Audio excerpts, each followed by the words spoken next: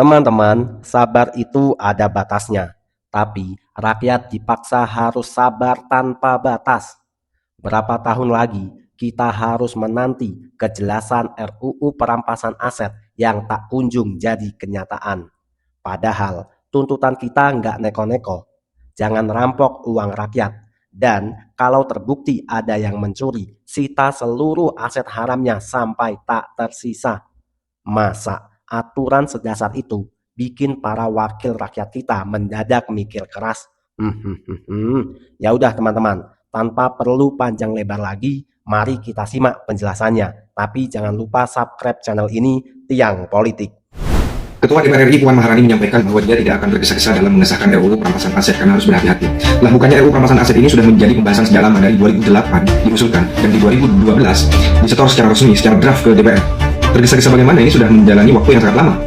Apa karena Puan Maharani ini takut dan karena Puan Maharani ini tahu bahwa orang pertama yang akan dilucuti harta-hartanya adalah dia jika RUU perampasan aset disahkan? Apakah benar saat ini Puan Maharani sedang mengulur waktu karena dia sedang membackup hartanya untuk diamankan? Dan lagi saya herannya, kemana mahasiswa?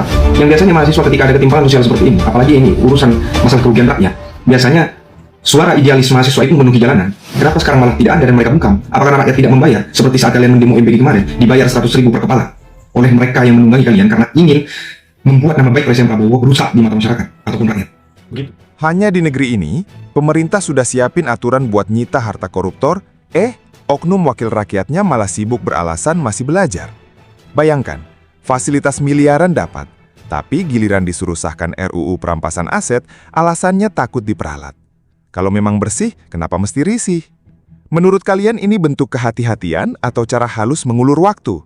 Tulis pendapatmu di kolom komentar. Undang-undang perampasan aset itu RUU-nya sudah jadi tahun 2018 sebelum kabinet yang kedua. Sampai akhirnya sudah selesai, ketika akan disahkan, tiba-tiba DPR nggak mau. Udah selesai di tempat kita. Apa politisnya? Gitu kan? Apa politisnya? Berarti ada resistensi yang tinggi itu kan? Saya ketemu dengan Bu Megawati bicara. Alasannya masuk akal, meskipun itu bukan satu-satunya alasan. Pak Mahfud, kata Bu Mega, kami setuju tuh undang-undang perampasan aset karena bagus katanya. Tapi kalau sekarang itu diberlakukan, itu akan terjadi korupsi lebih besar karena polisi dan jaksa itu bisa menggunakan undang-undang itu untuk memeras orang. Saya masih berharap itu bukan sekedar omong-omong. Masih berharap. Saya punya prasangka Pak Prabowo sedang menata orang-orang. Jangan sampai ketika dia bertindak lalu diintrusi dari dalam kan susah. Saya melihat dari Pak Prabowo ini dikandangin semua nih orang-orang.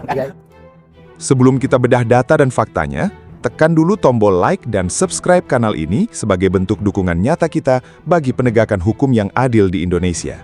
Bagikan video ini ke grup keluarga dan teman-temanmu agar makin banyak masyarakat yang paham dan tidak mudah dikelabui. Coba ketik di kolom komentar, dari kota mana Anda menonton video ini? Mari kita tunjukkan bahwa dari Sabang sampai Merauke, rakyat kecil bersatu menolak praktik korupsi dan mendukung pemiskinan para koruptor. Simak video ini sampai akhir, karena di bagian penutup kita akan bahas apa langkah nyata yang bisa kita lakukan bersama. Teman-teman, bagaimana sudut pandang kalian melihat masalah ini? Apakah kalian di barisan yang menuntut RUU perampasan aset ini langsung diketok palu demi memiskinkan koruptor? Atau kalian setuju sama klaim para dewan yang meminta rakyat bersabar demi alasan kehati-hatian? Yuk, tumpahkan pendapat jujur kalian di kolom komentar. Rancangan undang-undang atau RUU perampasan aset sebenarnya adalah sebuah aturan hukum yang dirancang dengan tujuan yang sangat sederhana.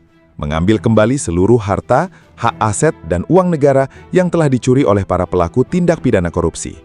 Jika selama ini seorang koruptor yang tertangkap hanya dijatuhi hukuman penjara beberapa tahun dan setelah bebas masih bisa menikmati kekayaan hasil kejahatannya, maka hadirnya aturan ini bertujuan untuk memutus rantai kenyamanan tersebut.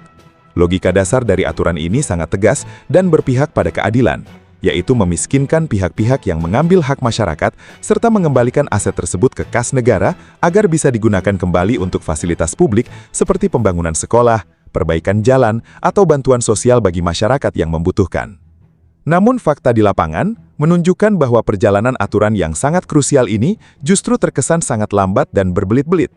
Naskah aturan ini sebenarnya sudah selesai disusun dan siap diproses sejak bertahun-tahun yang lalu, tepatnya sekitar tahun 2018. Pemerintah melalui kementerian terkait serta lembaga penegak hukum telah berulang kali mendorong agar pembahasan aturan ini bisa segera dirampungkan dan disahkan menjadi undang-undang resmi. Sayangnya, ketika naskah tersebut sampai di meja para wakil rakyat di parlemen, prosesnya justru terhenti dan berulang kali masuk ke dalam daftar tunggu tanpa kepastian waktu penyelesaian yang jelas. Alasan klasik yang kerap dimunculkan oleh pihak-pihak yang enggan menyetujui aturan ini adalah adanya kekhawatiran bahwa undang-undang perampasan aset bisa disalahgunakan atau dijadikan alat pemerasan oleh aparat penegak hukum. Jika kita cermati argumen tersebut menggunakan kacamata masyarakat awam, tentu muncul sebuah kejanggalan yang cukup besar. Pertanyaan sederhananya, mengapa pihak yang bekerja dengan jujur, transparan, dan memiliki sumber kekayaan yang sah harus merasa takut terhadap hadirnya sebuah aturan hukum? Sebuah undang-undang yang dibuat untuk menindak kejahatan keuangan seharusnya menjadi benteng perlindungan bagi para pejabat yang bersih, bukannya menjadi instrumen yang ditakuti. Masyarakat yang setiap hari taat membayar pajak, mematuhi hukum dan bekerja keras untuk memenuhi kebutuhan hidup, tentu berhak mempertanyakan penundaan yang terus berulang ini. Ketika rakyat kecil melakukan pelanggaran administratif atau terlambat memenuhi kewajiban keuangan, sanksi dan aturan tegas bisa langsung diterapkan tanpa penundaan. Namun ketika giliran aturan untuk mengusut dan menyita harta hasil kejahatan skala besar diajukan, prosesnya justru diwarnai dengan berbagai perdebatan yang berlarut-larut. Kesenjangan dalam merespon sebuah aturan inilah yang membuat rakyat wajar jika merasa ragu terhadap komitmen keseriusan dalam memberantas praktik korupsi hingga ke akarnya. Ingat, koruptor tidak pernah takut di penjara kalau harta haramnya masih utuh. Senjata paling ampuh yang kita punya untuk memutus urat nadi kejahatan mereka adalah RUU Perampasan Aset. Inilah jalan kunci untuk merebut kembali hak-hak masyarakat kecil yang selama ini dirampas. Teman-teman, jangan biarkan perjuangan ini padam. Ramaikan kolom komentar dan suarakan dukungan kalian demi masa depan bangsa. Kondisi ekonomi yang dirasakan oleh masyarakat luas saat ini memperlihatkan sebuah pemandangan yang sangat kontras. Setiap hari, rakyat dari berbagai lapisan sosial dipaksa untuk terus beradaptasi dengan kenyataan hidup yang semakin menantang. Mulai dari harga barang-barang kebutuhan pokok di pasar yang terus merangkak naik, tingginya biaya pendidikan untuk anak-anak, hingga sulitnya mendapatkan lapangan kerja yang stabil dan memberikan penghasilan layak. Di tengah semua tekanan tersebut, masyarakat tetap menjalankan kewajibannya sebagai warga negara yang baik. Warga tetap taat membayar berbagai jenis pajak, mulai dari pajak penghasilan, pajak kendaraan, hingga pajak pembelian barang sehari-hari. Rakyat senantiasa diminta untuk bersabar, berhemat, dan memahami situasi ekonomi negara yang sedang berjuang menghadapi ketidakpastian global. Namun, sikap sabar dan kepatuhan yang ditunjukkan oleh masyarakat ini terasa sangat tidak seimbang ketika kita mengalihkan pandangan pada realitas yang terjadi di lingkungan para wakil rakyat di parlemen. Di saat masyarakat harus memutar otak hanya untuk memastikan kebutuhan dapur tetap terkejar setiap bulannya, para pejabat yang duduk di kursi dewan justru terus menikmati berbagai fasilitas kelas atas yang didanai secara penuh dari pajak rakyat. Fasilitas tersebut mencakup gaji pokok yang sangat besar, tunjangan bulanan yang berlapis-lapis, kendaraan dinas, rumah jabatan, hingga anggaran untuk kegiatan dinas ke luar negeri yang nilainya sangat fantastis. Di tengah besarnya anggaran negara yang dialokasikan untuk menyokong kehidupan para wakil rakyat tersebut, masyarakat tentu mengharapkan adanya imbal balik berupa kinerja yang maksimal, responsif, serta produktif. Rakyat berharap setiap kebijakan yang dibuat benar-benar menjadi solusi atas kesulitan hidup yang sedang mereka alami. Namun, pernyataan yang sempat terlontar dari pimpinan parlemen mengenai permohonan maaf atas kinerja yang dianggap belum maksimal, karena masih dalam proses penyesuaian atau belajar, menimbulkan rasa kecewa yang mendalam di hati masyarakat luas. Jika dianalisis secara jernih dengan menggunakan logika umum di dunia kerja, argumen mengenai proses penyesuaian atau masih belajar, ini mengandung kejanggalan yang sangat nyata.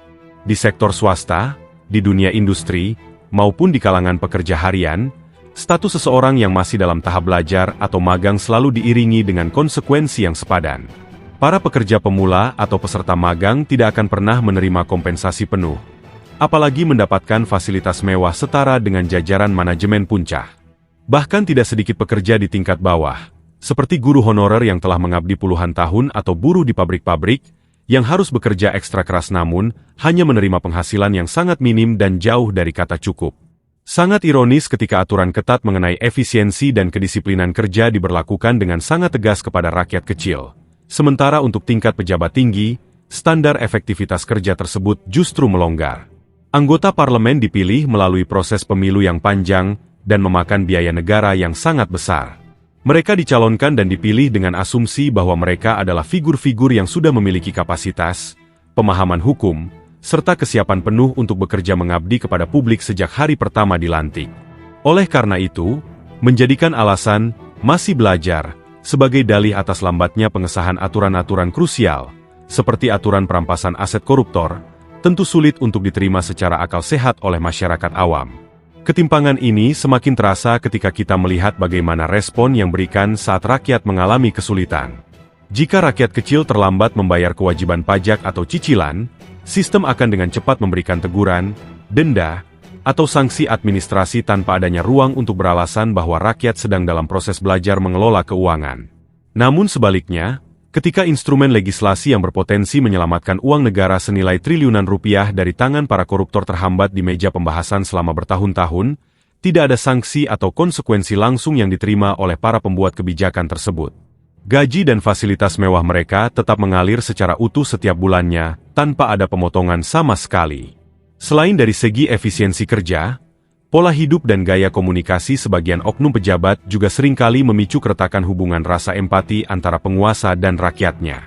Berbagai agenda kunjungan kerja atau perjalanan dinas yang menguras dana publik berulang kali dipertanyakan efektivitasnya. Apakah hasil dari kunjungan-kunjungan tersebut memberikan dampak langsung terhadap perbaikan harga beras di pasar, peningkatan kualitas puskesmas di daerah, atau penciptaan lapangan kerja baru bagi generasi muda? Jika jawabannya tidak signifikan, maka wajar apabila publik menilai bahwa agenda-agenda tersebut tidak lebih dari sekadar rutinitas birokrasi yang memboroskan uang negara. Rakyat tidak pernah menuntut hal-hal yang di luar jangkauan atau tidak masuk akal. Masyarakat hanya mendesak hadirnya sebuah azas keadilan, kesetaraan di hadapan hukum, serta asas kepatutan dalam pengelolaan uang negara. Ketika rakyat sudah berkorban dengan menaikkan tingkat kesabaran dan terus membayar pajak di tengah himpitan ekonomi, sudah sepatutnya para pejabat di parlemen juga menunjukkan pengorbanan dan komitmen yang sepadan. Komitmen tersebut tidak bisa diukur hanya lewat kalimat-kalimat manis di media sosial atau permohonan maaf yang sifatnya formalitas belakangan hari, melainkan harus dibuktikan lewat tindakan nyata, bekerja keras, menghentikan pemborosan anggaran untuk hal-hal yang tidak penting, serta secara berani mengesahkan seluruh undang-undang yang berpihak pada pemiskinan koruptor dan kesejahteraan masyarakat luas. Perjalanan sebuah bangsa yang demokratis pada dasarnya ditentukan oleh sejauh mana prinsip keadilan dan kedaulatan rakyat benar-benar dihormati dan dijalankan secara konsisten. Dalam struktur bernegara, rakyat adalah pemegang kekuasaan yang paling tinggi, sementara seluruh pejabat yang duduk di kursi pemerintahan maupun parlemen hanyalah pihak yang menerima mandat sementara untuk menjalankan roda pelayanan publik. Oleh karena itu, posisi seorang wakil rakyat pada hakikatnya tidak berbeda dengan seorang pelayan masyarakat yang diangkat untuk memperjuangkan aspirasi, menjaga keamanan dana publik, serta memastikan bahwa seluruh kebijakan yang diterbitkan benar-benar berorientasi pada kemakmuran dan kesejahteraan masyarakat luas. Ketika kita membicarakan mengenai keberanian untuk mengesahkan instrumen hukum yang tegas seperti aturan perampasan aset bagi para pelaku kejahatan keuangan, hal ini sebenarnya menjadi ujian moral yang paling nyata bagi para elit politik. Ujian ini akan membuka mata seluruh masyarakat untuk melihat secara terang benderang, siapakah pimpinan dan wakil rakyat yang benar-benar berdiri bersama kepentingan masyarakat, dan siapakah yang justru lebih memilih untuk mengamankan kenyamanan kelompoknya sendiri. Sikap tegas yang ditunjukkan oleh jajaran pemerintah dalam mendorong percepatan pengesahan aturan ini patut dinilai sebagai sebuah langkah yang positif. Namun, langkah tersebut tidak akan pernah menjadi kenyataan yang berdampak luas jika pihak legislatif di parlemen terus menutup mata, mengulur waktu, atau memunculkan berbagai macam perdebatan yang tidak substansial. Rakyat kecil yang sehari-hari berjuang untuk menafkahi keluarga tidak meminta perlakuan istimewa atau keistimewaan hukum dari negara. Yang dituntut oleh masyarakat hanyalah sebuah kesetaraan dan keadilan yang nyata dalam penyelenggaraan hukum di negeri ini. Sangat tidak adil apabila seorang warga biasa yang melakukan kesalahan kecil dapat dikenakan sanksi hukum secara cepat dan tegas. Sementara seseorang yang terbukti menyalahgunakan kewenangan dan menggerogoti dana negara yang bernilai triliunan rupiah masih bisa tersenyum lebar, menyimpan harta hasil kejahatannya di tempat yang aman, dan tetap menjalani kehidupan yang nyaman setelah menjalani masa hukuman yang singkat. Ketidakadilan struktural semacam inilah yang perlahan-lahan mengikis kepercayaan publik terhadap sistem penegakan hukum dan lembaga-lembaga negara. Oleh sebab itu, keseriusan dalam menggoloskan aturan perampasan aset harus dipandang bukan sekadar sebagai agenda penyusunan naskah hukum biasa, melainkan sebagai sebuah tonggak sejarah dan simbol perlawanan terhadap praktik kejahatan keuangan yang sistematis. Jika aturan ini berhasil disahkan dan diterapkan secara independen tanpa pandang bulu, maka aset-aset yang berhasil disita oleh negara dari tangan para pelaku tindak pidana korupsi dapat langsung dikembalikan untuk memperkuat ketahanan ekonomi nasional. Dana yang diselamatkan tersebut dapat dialokasikan untuk membiayai program-program yang bersentuhan langsung dengan kebutuhan dasar rakyat, seperti subsidi pupuk untuk para petani kecil, pembenahan fasilitas pelayanan kesehatan masyarakat di daerah terpencil, pembangunan infrastruktur pendidikan yang layak, hingga pembukaan peluang kerja baru bagi jutaan angkatan kerja muda yang saat ini masih kesulitan mencari nafkah. Di sisi lain, masyarakat juga perlu memiliki kesadaran yang utuh bahwa harapan akan perubahan tidak bisa hanya digantungkan pada kebaikan hati para elit politik. Pengawasan publik yang aktif, kritis, dan berkelanjutan adalah kunci utama untuk memastikan agar para pemegang kekuasaan tidak melenceng dari janji-janji politik yang pernah mereka ucapkan.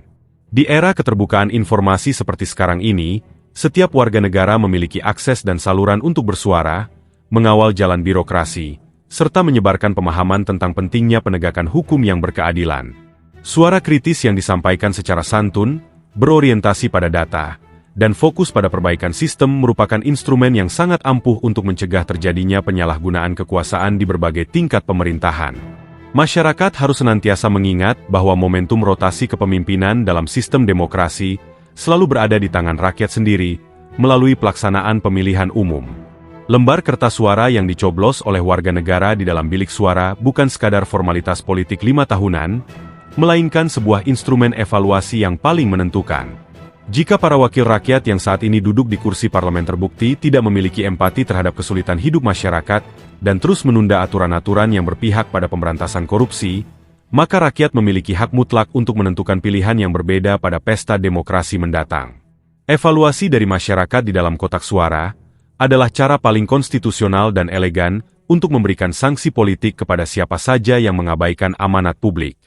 Perjuangan untuk mewujudkan tata kelola pemerintahan yang bersih dan bebas dari praktik penyelewengan memang membutuhkan proses yang panjang serta komitmen yang konsisten dari seluruh elemen bangsa. Namun, selama masyarakat terus menjaga kesadaran kritisnya, saling mengedukasi satu sama lain, dan konsisten menuntut transparansi dari para penyelenggara negara, maka arah perubahan menuju kebaikan tentu akan tetap terbuka lebar.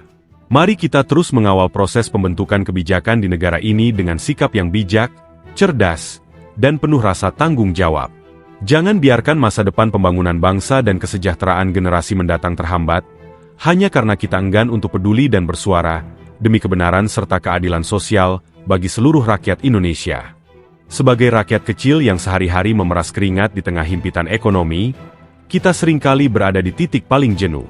Kita dihadapkan pada berita-berita tentang penyelewengan dana, kemewahan yang dipertontonkan, hingga lambatnya pengesahan aturan-aturan penting yang seharusnya membela kepentingan publik. Dalam kondisi seperti ini, wajar jika rasa lelah dan skeptis kerap menyelimuti benak kita.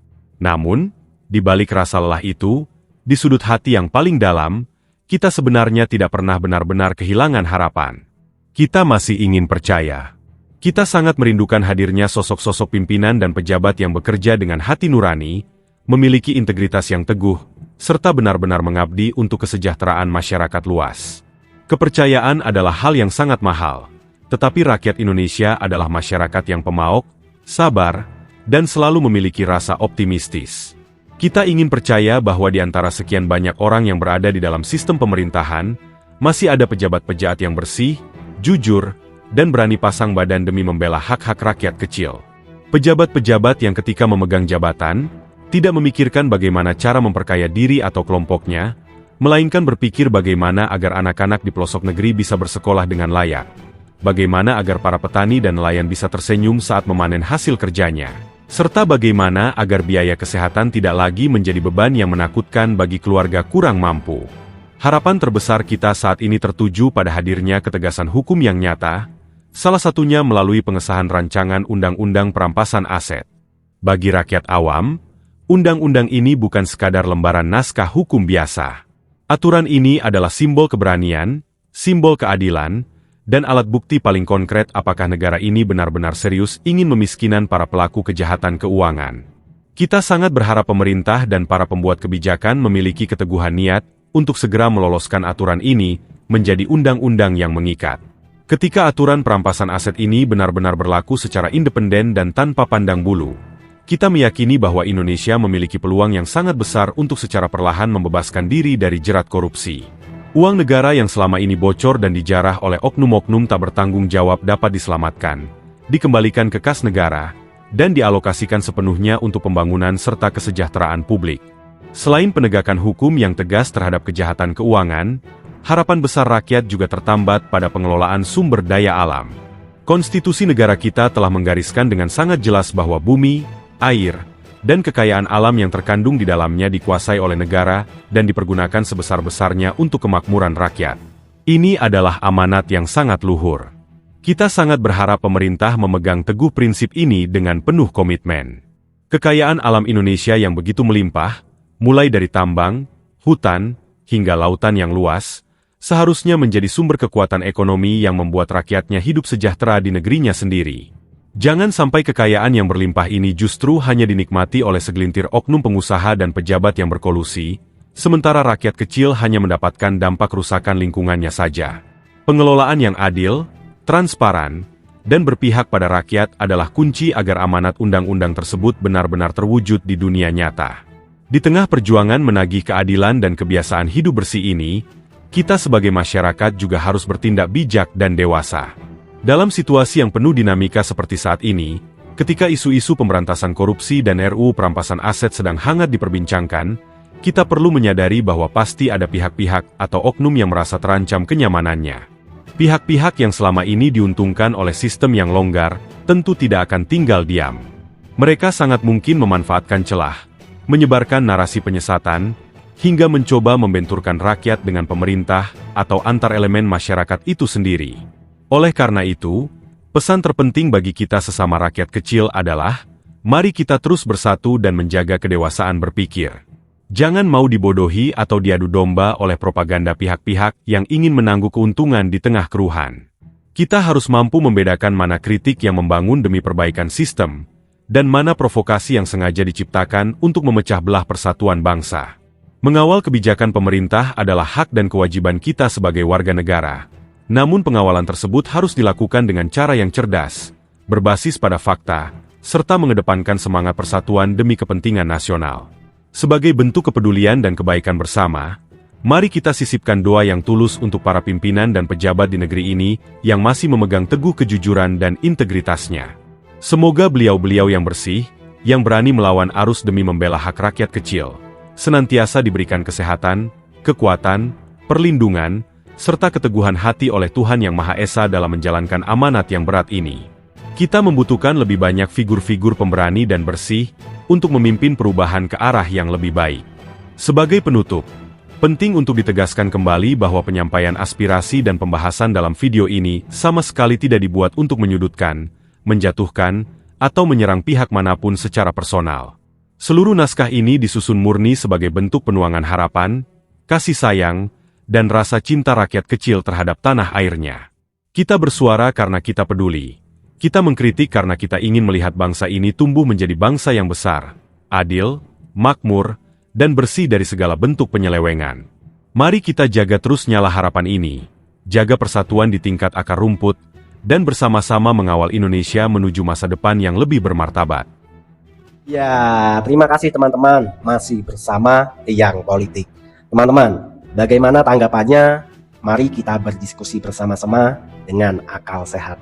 Teman-teman, menurut saya, tuntutan rakyat kecil sebenarnya sangat sederhana dan tidak berbelit-belit. Masyarakat hanya menginginkan para pejabat itu tidak memakan anggaran negara, tidak korupsi. Dan apabila ada yang terbukti korupsi, negara tidak takut untuk merampas aset mereka agar hak-hak rakyat bisa dikembalikan. Itu sangat sederhana teman-teman. Tapi mengapa di negara tercinta kita itu sangat sulit terwujud? Teman-teman, keberadaan RUU perampasan aset bukan lagi sekedar wacana hukum biasa, melainkan instrumen paling krusial untuk memutus urat nadi kejahatan korupsi. Presiden Prabowo telah menunjukkan komitmen tegas dengan mendorong percepatan pembahasan rancangan undang-undang ini di tingkat parlemen. Langkah pimpinan tertinggi negara ini patut kita apresiasi karena menyuarakan apa yang selama ini menjadi jeritan hati masyarakat. Teman-teman, namun mengendapnya draft aturan ini selama bertahun-tahun. Di mana? Tentu di meja pembahasan DPR. Alasan kekhawatiran bahwa aturan ini dapat disalahgunakan menjadi alat pemerasan terasa sangat janggal bagi kita masyarakat awam. Logikanya sederhana teman-teman. Jika seorang pejabat atau tokoh publik memiliki harta yang bersumber dari penghasilan yang sah dan halal, tidak ada alasan untuk merasa cemas terhadap aturan penyitaan aset ini. Justru pejabat yang bersih akan terlindungi karena seluruh hartanya dapat dibuktikan secara terbuka dan adil. Pihak yang patut panik dan ketakutan dengan RUU ini hanyalah mereka yang menyimpan kekayaan tak wajar hasil merampok uang rakyat. Tanpa adanya aturan yang memiskinkan koruptor, hukuman penjara saja tidak akan pernah memberikan efek jera bagi mereka yang gila jabatan dan gila harta. Teman-teman, kritik tajam yang diarahkan masyarakat kepada anggota parlemen mengenai lambatnya pengesahan aturan anti korupsi serta tingginya fasilitas dinas adalah cermin dari ketimpangan sosial yang dirasakan oleh masyarakat. Teman-teman, sudah saatnya seluruh wakil rakyat menyadari hakikat mendasar dari jabatan mereka. DPR adalah karyawan rakyat, bukan bosnya rakyat. Seluruh gaji, kendaraan dinas, rumah jabatan, hingga anggaran perjalanan luar negeri dibiayai dari keringat masyarakat melalui pajak. Oleh sebab itu, tolak ukur utama keberhasilan mereka bukanlah retorika di panggung politik, melainkan undang-undang pro rakyat yang berhasil disahkan tepat waktu. Teman-teman, masyarakat menaruh harapan yang sangat tinggi kepada Presiden Prabowo untuk memimpin gerakan perubahan ini secara konsisten. Rakyat merindukan kepemimpinan yang berani membongkar praktik mafia anggaran tanpa pandang bulu, tanpa tebang pilih, dan tanpa peduli seberapa tinggi jabatan atau seberapa banyak bintang yang ada di pundak para oknum yang terbukti bersalah. Teman-teman, menurut opini saya, di tengah perjuangan melawan korupsi dan mafia, masyarakat juga harus bersikap bijak dan objektif. Kita tidak boleh menutup mata bahwa di dalam tubuh pemerintahan dan lembaga negara masih sangat banyak pejabat, aparatur sipil, dan aparat hukum yang jujur, yang berintegritas, serta berdedikasi tinggi untuk melayani masyarakat.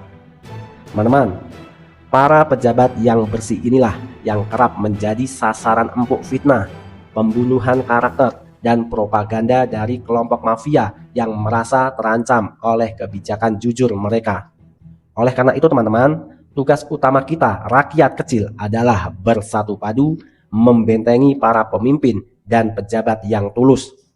Ruang-ruang diskusi politik tidak boleh dijadikan ajang untuk saling menghujat atau memecah belah sesama anak bangsa, melainkan harus menjadi wadah untuk merekatkan persatuan dan kesatuan nasional dari Sabang sampai Merauke.